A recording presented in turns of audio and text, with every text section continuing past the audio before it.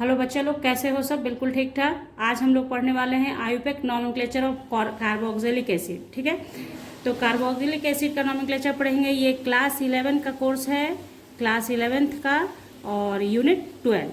हाँ, जो पहली बार वीडियो पे हैं उनके लिए ये बता दिया मैंने कि यूनिट 12 का है ये। तो चलिए स्टार्ट करते हैं पढ़ना कार्बोक्सिलिक एसिड। करते हैं कॉमन नेम से। तो सबसे पहले देखिए, फंक्शनल ग्रुप का पहचान है कार्बोक्सिलिक एसिड का COOH होता है। जनरल फॉर्मूला इसका RCOH होता है, where R equal to H CH3 C2H5। यहाँ पे एक चीज आप जान लें, R का मतलब अल्काइल ग्रुप होता है, आपको पता है, पढ़ते हैं R अल्काइल होता है। लेकिन यहाँ इस केस में कार्बन कंटेनिंग फंक्शनल ग्रुप में R H के बराबर भी हो सकता है। यही खासियत होती है कार्बन कंटेनिंग फंक्शनल ग्रुप का। कार्बन कंटेनिंग फंक्शनल ग्रुप में खुद कार्बन प्रेजेंट होता है, इसलिए अल्काइल जो R होता है वो H को भी रिप्रेजेंट कर सकता है। तो H हो सकता है। उसके बाद तो आप जानते ही हैं alkyl group CH3 C2H5 C3H7 etcetera anyone. ठीक है, आगे आप जितना अल्काइल ग्रुप जोड़ सकते हैं। तो कुछ कॉमन नेम भी बहुत नेसेसरी होता है जानना क्लास 12 के लेवल पर, 11 के लेवल पर, तो उसे भी देख लेते हैं हम लोग। तो जैसे देखिए, जब R इक्वल टू H हो जाएगा, R H के बराबर होगा, तो क्या हो जाएगा हमारा HCOOH, है ना। तो इसे हम लोग क्या बोलते हैं, स्पेशल नेम है इसका फॉर्मिक एसिड। याद कर लीजिएगा क्योंकि बहुत इंपॉर्टेंट है फॉर्मिक एसिड।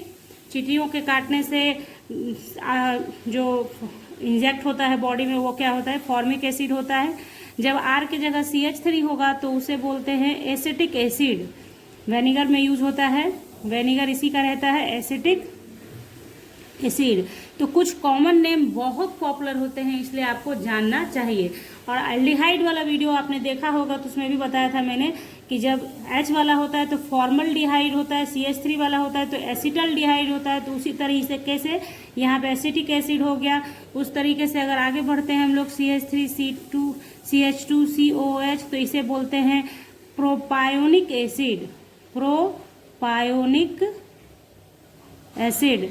और एक और जान लीजिए, CH3 CH2COOH हो गया, तो ये 4 कार्बन वाला होगा, तो इसे बोलते हैं ब्यूटायरिक एसिड, ब्यूटायरिक एसिड। तो कॉमन नेम जब आप सिंपली ऐसे लिखते हैं तब तक कॉमन नेम आप लिख सकते हैं, लेकिन जैसे ही ब्रांचिंग स्टार्ट होता है तो शुरू हो जाता है आयुपेक नेम का जरूरत हम लोगों को। तो आयुपेक नेम कैसे लिखना है वो आपको एक एक करके बता दूंगी, फटाक से 2 मिनट में समझ जाएंगे एग्जाम्पल से आप। क्योंकि एसिटल्डिहाइड में जितने रूल्स को हमने फॉलो किया था सारा रूल्स वही होगा, सिर्फ नाम जो लिखेंगे उसमें सफिक्स और प्रीफिक्स का फर्क आएगा। क्या फर्क होगा वो आपको बताती हूँ। तो देखिए, आयुपेक नेम के लिए क्या होता है, कार्बन कंटेनिंग फंक्शनल ग्रुप है, तो आपको सबको पता है। मैंने भी वीडियो दिया है आप लोगों को, आप लोग उस वीडियो को जरूर वॉच कर लें, जिसमें मैंने आपको rules for mono functional compound पढ़ाया है, जिसमें मैंने सब डिटेल में बता दिया है आपको कि कार्बन कंटेनिंग है तो क्या रूल फॉलो करना है, कार्बन कंटेनिंग नहीं है तो क्या रूल फॉलो करना है। तो यहाँ पे मैं आपको एक बार बता देती हूँ कि कार्बन कंटेनिंग फंक्शनल ग्रुप है तो आपको नंबरिंग उसी कार्बन से स्टार्ट करना है जो फंक्शनल ग्रुप का कार्बन है, और लॉन्गेस्ट चेन ढूंढ लेना है, उसी के हिसाब से नाम लिखना है। तो सबसे पहली बात, यहाँ पे एक ही कार्बन है तो एक कार्बन है, एक कार्बन के लिए आप यूज करते हैं रूट वर्ड क्या, मेथ, तो मेथेन। और देखिए, ओइक एसिड होता है इसका सफिक्स नेम। COH ग्रुप का सीनियरिटी टेबल में आपको दिखाया गया है कि COH ग्रुप जब मेन फंक्शनल ग्रुप के रूप में है तो उसका नाम क्या होता है, ओइक एसिड। लेकिन जब वो साइड चेन के रूप में बिहेव करेगा तब उसको कार्बोक्सी लिखते हैं। तो सीनियरिटी टेबल का भी वीडियो है बच्चों, मतलब वीडियो ओवरऑल सारा वीडियो मैंने डाल रखा है, एक अलग से प्लेलिस्ट है नॉमेनक्लेचर का, उसे देखिए। जिस आपको जरूरी नहीं कि सारी वीडियो आप देखें, लेकिन जो नीडफुल हो, आपको लगे कि ये जानना जरूरी है, उसको देखिए। तो यहाँ पे मैं लिख दूंगी मेथेनोइक। देखिए, ई भी मैंने रिप्लेस कर दिया है, सब कुछ मैंने पढ़ाया हुआ है आपको, ई हटा दिया क्योंकि 2 वॉवेल एक जगह नहीं आएगा, तो हो गया मेथेनोइक एसिड। उसी तरीके से आप देखें, यहाँ पे 2 कार्बन है तो यहाँ से 1 2, तो 2 कार्बन वाले को क्या बोलते हैं, रूट वर्ड क्या होता है, एथेन। तो यहाँ पे सिर्फ ई नहीं लिखना है आपको, क्योंकि 2 वॉवेल जब आता है तो ड्रॉप हो जाता है ई, एथेनोइक एसिड। ठीक है, फिर ये 1 2 3, तो देखिए कॉमन नेम में आपने लिखा था प्रोपायोनिक एसिड, जबकि यहाँ आप लिखेंगे प्रोपेनोइक एसिड, इतना ही फर्क है। अब देखिए इसमें क्या है, 1 2 3 तो इसमें हो जाएगा ब्यूटेनोइक एसिड। समझ गए आप क्या फ़र्क है कॉमन नेम और आयुपैक नेम में?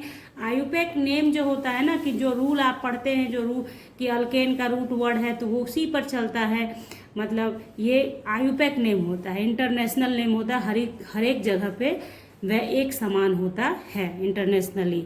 अब देखिए आपके सामने जो अनदर एग्जाम्पल दिखेगा, ये देखिए इसमें क्या है, थोड़ा सा अलग हो गया। अब इसका कॉमन नेम नहीं लिख सकते हैं, इसका आयुपैक नेम ही पॉसिबल है लिखना। तो यहाँ पे क्या है, नंबरिंग आप यहीं से करेंगे। कार्बन कंटेनिंग है तो कार्बन उसी कार्बन से स्टार्ट कीजिएगा, एकदम फिक्स है, इसमें कोई चेंज नहीं आने वाला है, ठीक है। तो ये हो गया, फिर 2 3 4, ठीक है ना, 1 2 3 4। तो देखिए 2 और 3 पे मिला मिथाइल ग्रुप, तो जैसे आप नाम लिखते थे अल्केन का 2 3 डाई मिथाइल, और 5 का मेन है, सॉरी 4 का मेन है तो ब्यूटेनोइक एसिड। यहाँ पे फंक्शनल ग्रुप का नंबरिंग नहीं किया जा रहा है सिर्फ इसलिए क्योंकि फंक्शनल ग्रुप अंडरस्टूड है कि अगर COH group main functional group है तो नंबरिंग वहीं से स्टार्ट हो रहा है। अगर आपकी इच्छा हो तो आप 1 लिख के भी कर सकते हैं, जैसे ब्यूटेन डैश 1 ओइक एसिड, नहीं लिखेंगे तो भी कोई दिक्कत नहीं है, ठीक है। ये हो गया। अब फॉर एग्जाम्पल एक चीज देख लीजिए आप कि इस तरह का आपके सामने आ जाए CH3 CH CH3 CH C2H5 और COH, ठीक है। तो इस केस में आप क्या करेंगे, तो नंबरिंग तो यहाँ से करेंगे 1 2 3 4, ठीक है।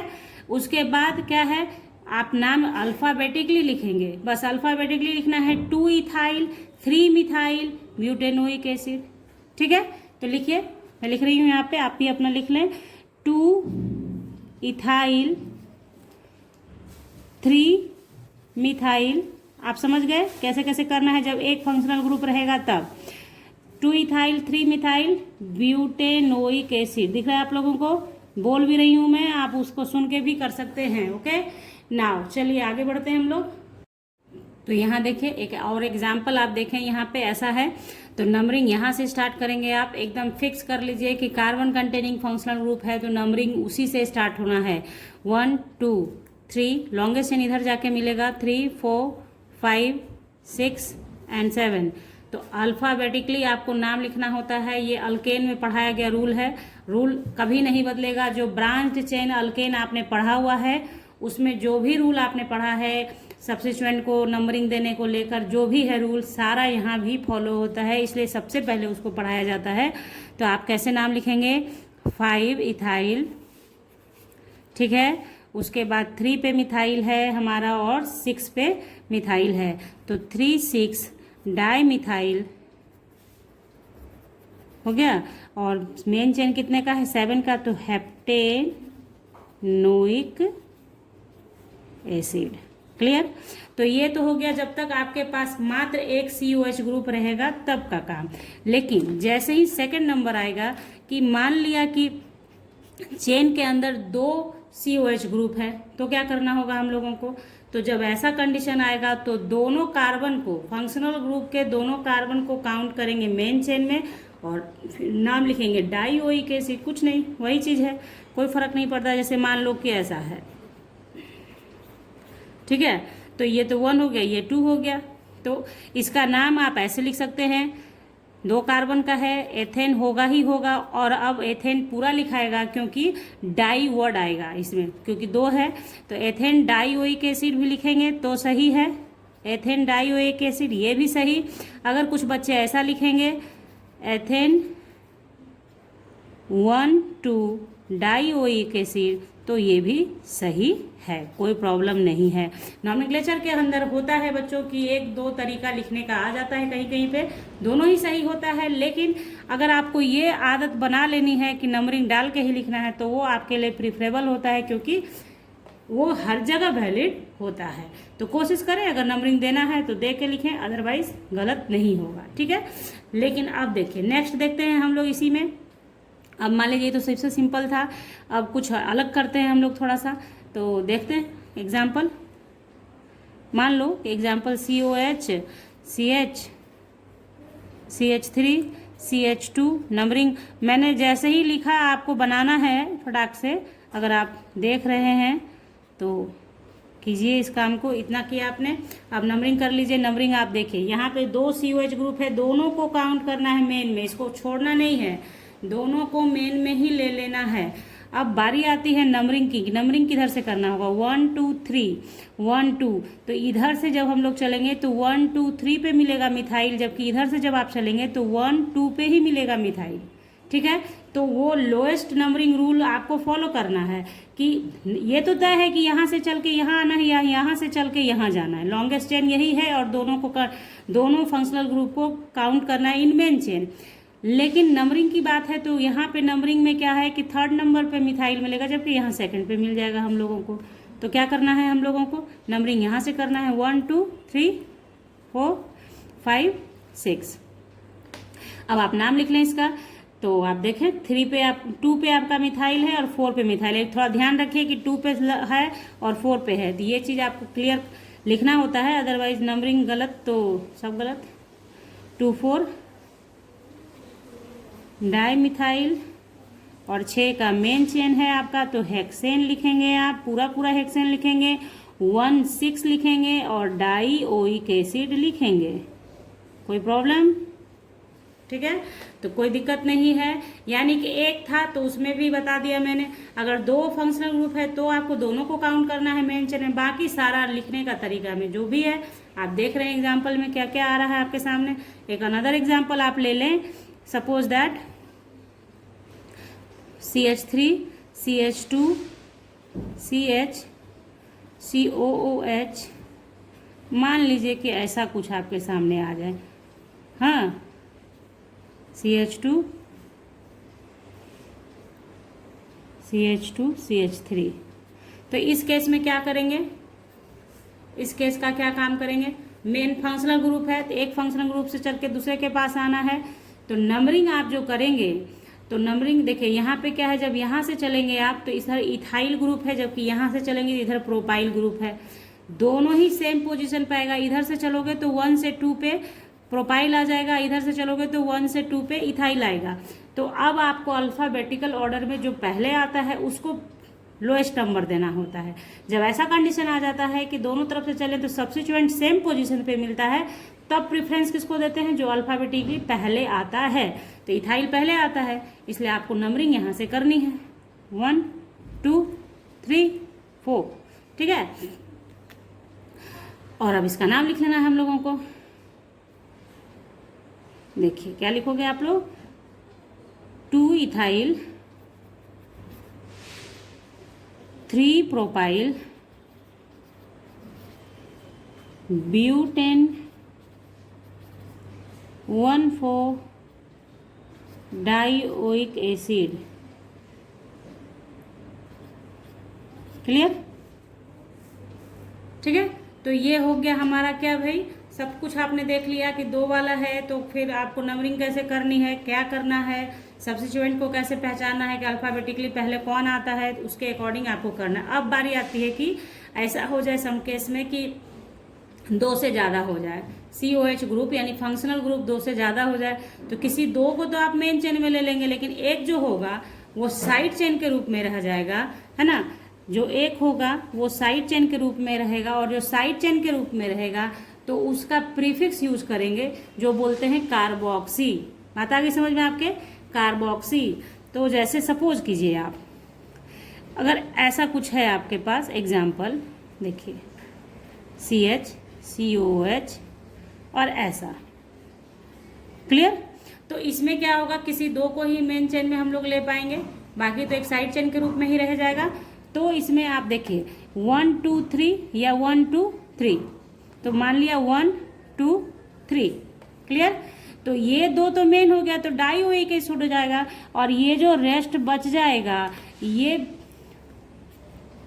सब्स्टिट्यूएंट हो गया, जिसका काउंटिंग नहीं हो पाया वो सब्स्टिट्यूएंट है, चाहे वो फंक्शनल ग्रुप हो चाहे कुछ हो। ठीक है, बात आ रही समझ में। कार्बन कंटेनिंग का केस है ये, जब आप बिना कार्बन वाला पढ़ते हैं, अल्कोहल पढ़ते हैं, तो वहां आप जाके देखिए क्या पढ़ाया गया है, कैसे पढ़ाया गया है। तो देखिए सब्स्टिट्यूएंट है ये, ठीक है ना। तो इस सब्स्टिट्यूएंट हो गया और इसका नाम फिक्स होता है कार्बोक्सी। तो एक है तो कार्बोक्सी, दो रहेगा तो डाई कार्बोक्सी, तीन रहेगा तो ट्राई कार्बोक्सी लिखेंगे। बस आप इसका नाम लिख लीजिए, क्या हो गया, 2 कार्बोक्सी। 3 का मेन है आपका प्रोपेन, 1,3 डाई ओइक एसिड।